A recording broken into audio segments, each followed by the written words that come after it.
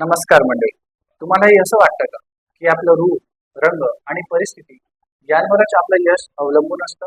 पण जर मी तुम्हाला सांगितलं की तुमचे यश हे बाहेर नाही तर तुमच्या आत लपलेलं आहे. आजची ही गोष्ट तुमच्या स्वतःकडे पाहण्याचा दृष्टिकोन कायमचा बदलून टाकणार आहे. तर गोष्ट अशी की एक फुगेवाला असतो आणि तो जत्रेत फुगे विकून आपल्या आयुष्याचा उदरनिर्वाह करत असतो. त्याचं घर त्या फुगे विकून चालत असतं. मग काय होत असतं, ज्या वेळेस त्याचा बिझनेस स्लो असतो अशा वेळेस हा फुगेवाला काय करतो, एक हेलियम गॅसने भरलेला फुगा फुगवून तो आकाशात सोडत असतो.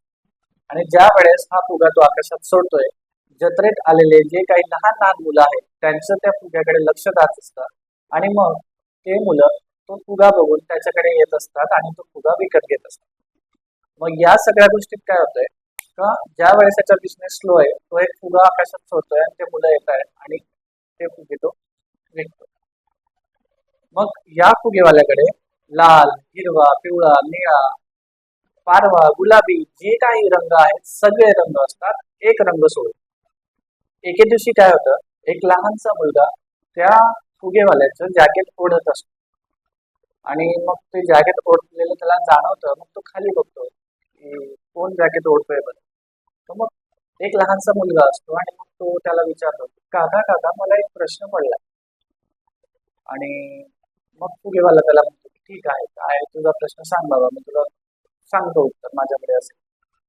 मग तो म्हणतो, काका तुम्ही तुमच्याकडे फुगे बघतोय, त्या फुग्यांमध्ये सर्व प्रकारचे रंग आहेत, लाल, निळा, हिरवा, पिवळा, नारंगी, गुलाबी, जे काही असतील सगळे रंग आहेत, पण मला एक रंग दिसत नाहीये, तो म्हणजे काळा रंग. मग तो मुलगा विचारतो की काका, जर आपण काळ्या रंगाचा फुगा घेतला तर तो उडेल का हो? प्रश्न खूप गंभीर असतो. सोपा असला तरी प्रश्न गंभीर आहे. मुलाला असा प्रश्न पडतो की काका, काळ्या रंगाचा फुगा विकत नाहीये, त्याचा अर्थ असा असेल की काळ्या रंगाचा फुगा उडत नसावा कदाचित, कारण तो काळा आहे, तो इतका छान दिसत नाही. आणि त्या फुगेवाल्याला तो प्रश्न फार आवडतो आणि मग त्या मुलाला तो जवळ घेतो आणि शांतपणे समजवतो की फुग्याचा रंग कोणता आहे याच्यावर अवलंबून नसतं की तो फुगा किती उंच उडेल किंवा तो उडेल की नाही आकाश. त्या फुग्यात भरलेला जो काही वायू आहे, जो काही हेलियम गॅस आहे, हा गॅस त्या फुग्याला उडवत असतो. आणि बघा ना की हीच गोष्ट आपल्या आयुष्यात किती तंतोतंत जुळत असते की बऱ्याच वेळा काही लोक आपला आत्मविश्वास गमावून बसलेले असतात. आपली बाह्य परिस्थिती जी काही असेल, इकॉनॉमिक म्हणा, फायनान्शियल, सोशल, ज्या काही आपल्या परिस्थिती आहेत त्या, किंवा आपला रूप, रंग, ह्या गोष्टींचा इतका आपल्यावर प्रभाव असतो की आपण आपल्या आत असणाऱ्या खऱ्या पोटेन्शियलला विसरलेलो असतो.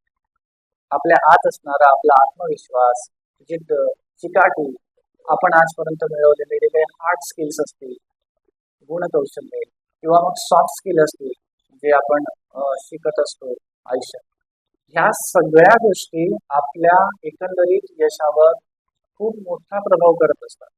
म्हणजे आपल्या बाह्य स्वरूपापेक्षा आपल्या आत असणारे जे काही गुणकौशल्य, जिद्द आणि आत्मविश्वास आहे, या गोष्टी खूप महत्वाच्या असतात आपल्या यश डिफाईन करण्यासाठी. सो आजची गोष्ट ही याबद्दल.